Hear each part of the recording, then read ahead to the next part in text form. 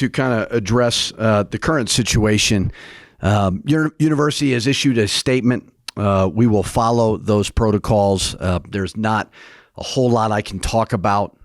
We are handling any discipline matters internally, but other than that, there's not a whole lot I can say specifically. So excited about conference opener, obviously unique, playing 20 games, starting earlier. So, a big opportunity, be home. These home conference games are huge. So we got to take advantage of it. Got a little rest coming back from Palm Springs. Obviously, 2 late games was long, but fortunate to get one. Happy to say we beat 2 Big Ten teams, and excited to start off conference play. All right, starting off before the game stuff, the flying situation. When did you find out that there was going to be more to this than whatever you guys knew about last Tuesday? Yeah, I'm not going to get into any specifics on that. And can you say if anybody is going to be not available for Wednesday night's game? I cannot. CJ may not be available due to a sprained thumb that we're working on, but other than that, no. How did he sprain his thumb? Last game. Okay. Nice. Last game, no. And then just the other part of all this is when something, well, I'm trying to word, I'll skip it. Are walk-ons going to travel with you guys the rest of the year? Cannot comment on any of those specific things.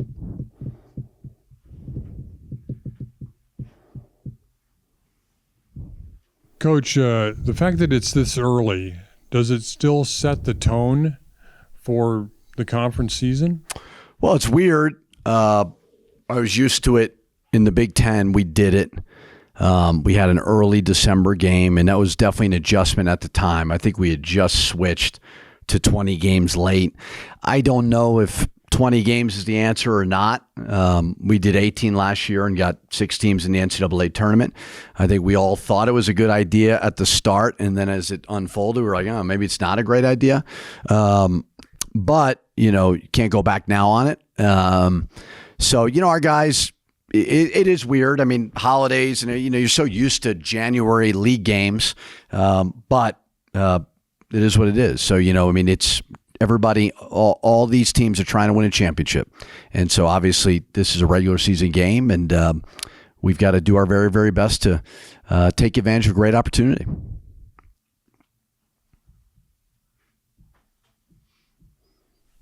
Coach, I know you said you can't really get into the incident, but did you see this alleged fight that was on the plane? Did you see any of that? Did you any of that at all? Or I'm not going to get any of the specifics on it.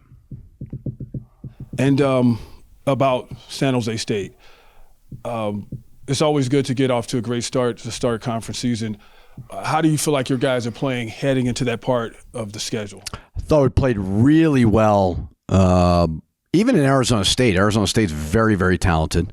And that was a one-possession game. Built a lead of 20 on USC, well coached. A lot of new guys, obviously, year one for Coach Musselman, but to build a lead on a Big Ten team at 20 did not finish well the last 5 minutes, but to go get a double-digit win was great. So obviously have challenged our guys, with the schedule and somewhat gotten some good quality wins. So now, the conference is different. And then obviously we'll shift gears again to the non-conference. So I've liked a lot of what I've seen for so many new guys. I mean, I rewatched our San Jose game from last year and it looks a little different with Jalen House and Mash and JT and those guys not here. But I think we've made a lot of progress early. I know you've shared that the specifics will not be addressed, but how do you keep the team focused with a really big week and a lot of external storylines and noise? Yeah, you just coach the team. You know what I mean? You just coach each practice the same, and you have the same approach every single day. And that's what we did yesterday. We took off Saturday and Sunday. Today is Tuesday, so we had a great practice yesterday. We'll hopefully have a great practice today. But you kind of approach everything the same way. So there's no difference in the way that you speak to the team or go about handling this because of the situation? No.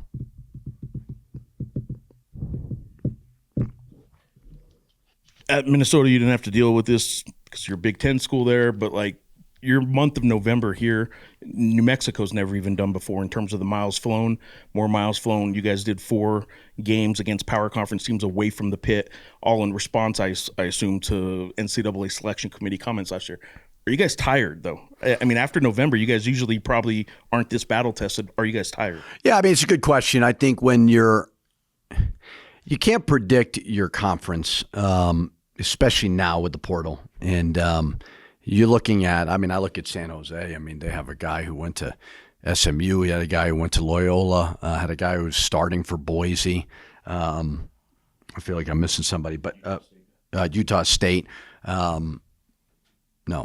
They took a kid from Utah State. I'm saying they lost players. So you don't know what your league is going to look like, and obviously we lost top into the portal and so on. So I think it behooves us to challenge us non-conference wise, because we won't get as many opportunities as maybe you did in the Big Ten from a net and quad and all that perspective. So I don't know. That's why you have to look at Saturday and Sunday resting. And yeah, energy is the most important thing. And we talked about that before the USC game, because you're tipping off at 10 o'clock and, back-to-back games. You can't be tired. So they seem good there. They're young, and hopefully they'll be refreshed and ready to go. I know I talked about this with you on Friday night after the game when it happened, but did you guys watch film as a team yet of the USC game? Yeah. What was the reaction to Braden's dunk during the team film session? Yeah, we watched it yesterday. I remember as it was unfolding, I was thinking, Donovan, don't throw him a lob, and I gave Braden crap about that. He said, no, luckily he threw the bounce pass. But I said during the film, we'll play it for you again because we know you've watched this about 900 times. But I mean, really, really happy for him, to have that moment. And, he's starting to play well, too, which is great. Question here. You're talking about this statement sent from the university, and Cinnamon Blair, I have it pulled up here, says that the university is going to follow all appropriate protocols and procedures. What are the procedures in a situation like this? You would certainly have to ask somebody with the university. So you don't have any information on sort of... You would have to ask the university and all that. We'll kind of follow their lead with that. Okay, another follow-up. So many fans were excited after the win over the weekend.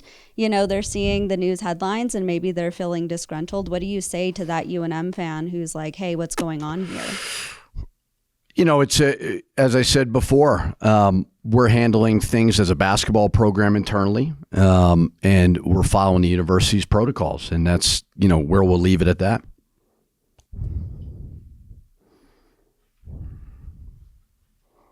Coach, got some good bench minutes from your team this weekend. Atiki had some good minutes. Jovan came off the bench. What did you think of your bench play? I think Atiki, man, he plays hard. He had some moments. He dove into the backcourt, sprinted back, got a rebound. His blocking shots at a really, really good rate. He had a couple of lob dunks. He's one of the better lob dunk guys I've seen. Obviously with Jovan, trying to figure out the Jovan Sacco rotation. I like Jovan's skill level a lot. He came in, threw the ball to Nelly in the post, back cut, got a layup, did some good things there. But a freshman. Doesn't have a lot of game experience, obviously, at this level. But I like him. I like what I got off the bench. Braden, as well, gave us really good minutes off the bench. Tried to, when you're up 20, go to the bench to kind of give them some experience. It wasn't all their fault. USC cut it to 8. Even some of the starters took their foot off the gas a little bit. But, yeah, I like what I've seen. And, I don't know, you're not going to blow out every team, but every opportunity you can get to play the bench is very beneficial. Coach, you're kind of back home for the next couple of days. You don't have a road game until the 28th. Can you kind of speak about what it's like to be able to be back home for the next 20-plus days after being on the road with quality opponents behind you? Yeah, I mean, as Jeff said, a lot of travel all over the place. The New York trip was really, really long. Palm Springs was 2 long days of late games. But it's, I don't regret it. I mean, we got 2 quality wins under our belt. I think we've tested ourselves. We've gotten some, a great experience, whether it was in Madison Square Garden or in Palm Springs. That's a relatively new event. But yeah, it's always nice to be home. They got finals and stuff, so they're going to have the academic component where they got to handle their business there. But yeah, your own bed is always a big thing for everybody. Coach, I just asked Bronco this a few minutes ago, but Stanford just hired Andrew Luck to be the general manager of their football program. Adrian Wojnarowski is doing the same thing roughly at St. Bonaventure. I'm sure there's countless other schools who either have something in the works or are planning something like that. Can you see a general manager situation for the basketball program here? And if so, how do you see that unfolding for you? Yeah, I know there's a lot of people that think they could be the general manager. I would be open to anything. I think, Fernando obviously just got here, so he's going to need some time to figure out the lay of the land a little bit and see what every sport needs, not just, men's basketball specific, but it certainly is trending that way. Whenever the revenue sharing thing, comes into effect, I think there'll be a shift there for everybody of, okay, this is what the job is going to look like. There's still some uncertainty there. I don't think it's official yet. So whoever the AD is of any of these schools is going to have to figure out what to prioritize and what to do, because you feel like you have a different job right now. And it's not necessarily bad, but the landscape has drastically changed. Coach, as you start the conference portion of your schedule, I know you've had time to look at your guys this far in, but what combinations work and what will you be looking for in this first one against San Jose State? Yeah, it's part of the deal now for everybody. It's not just us. You're just getting so many new players every single year, and you don't know what you don't know.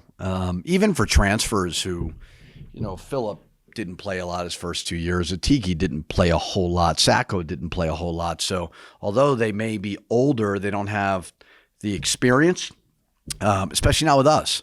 And that's why you look at a guy like Braden and he just looks comfortable. Well, that's because he's been here for a couple of years.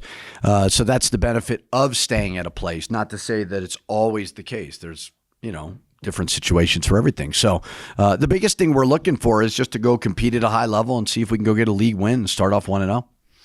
Sort of to that point, Coach, how would you describe the identity of this team at this point in the season? I know it's still early. Yeah, I think defensively, we're one of the better percentages in blocking shots. We're one of the better percentages in getting steals. So there's a level of disruption defensively of what we're trying to do. And then pace of play, we're number one in the country. Now, do I set out to be the number one pace of play in the country? No, but I want to play fast. So I think we've established that tempo, but you want to be efficient as well. So I think the last 2 years we've been top 20 in pace of play. That would be somewhat of the goal. But I think when we've been really good, like if you looked at the Arizona State game, we were not getting deflections. We were not getting steals. I think Phillip came in, got a key deflection. CJ came in, got a key deflection, and that kind of got us going a little bit. So that is certainly where we're good. I do think, and Jeff's brought it up a couple times, where half-court offensive execution we're going to continue to work on, because certainly it's always easier is probably not the right word, but when you're out in the open court. So we want to do that, but you're not always going to get that. Coach, how important was it for both Nelly and True to kind of rebound that next game after pretty much, being in foul trouble and not scoring a whole lot? How important was it for them to produce like they did in that second game? Yeah, I think it was for everybody. I don't think we played poorly versus Arizona State. We built a lead. They built a lead. Some of it with the Nelly perspective is just demanding the ball down there. Like we talked about it afterwards. I think he had 15 points, and I ran like two things for him, but, majority of his points he got just from good flow, demanding the ball, and True the same way, so it's always good to have guys bounce back. I try to tell them all the time, we're not going to lose two in a row. Like, obviously, it's hard to do, but that's got to be the mentality. If you have a bad game, you flush it, you move on. And good to see guys do that.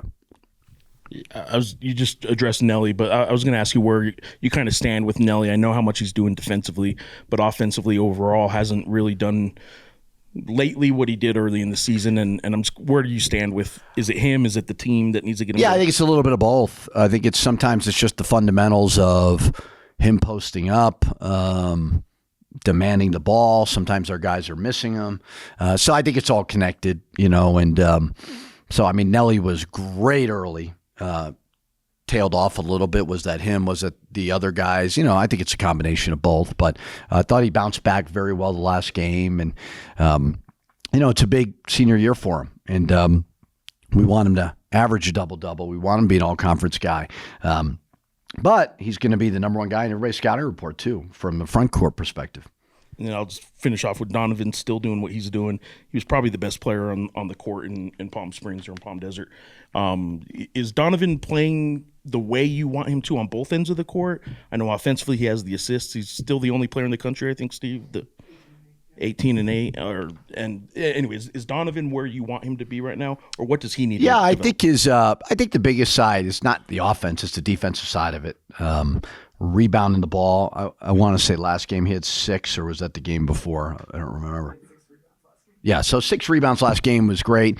Gave up a crucial one, because he could have had a triple-double.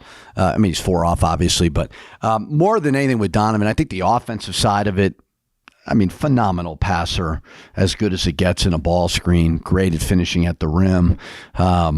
It's more on just the defensive side and the rebounding side, but I think it's improving.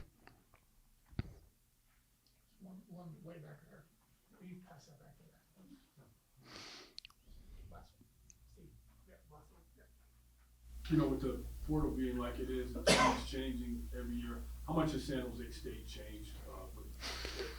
You can see from last year to this year. Yeah, I always rewatch the game, and it feels substantially different now than it ever has in the past because players changing on every roster. I thought Cardenas was one of the more underrated point guards in the country. Really, really liked him a lot. Myron Amy was talented. He could fill up, a stat sheet. We saw Tibet Gorner walking out of a shoot-around. He was playing for SMU, and I looked at this. Is that the kid from San Jose? So Tim did an amazing job of recruiting some really, really good players there. They got Viola back, who was hurt, and he killed us 2 years ago. So they look different.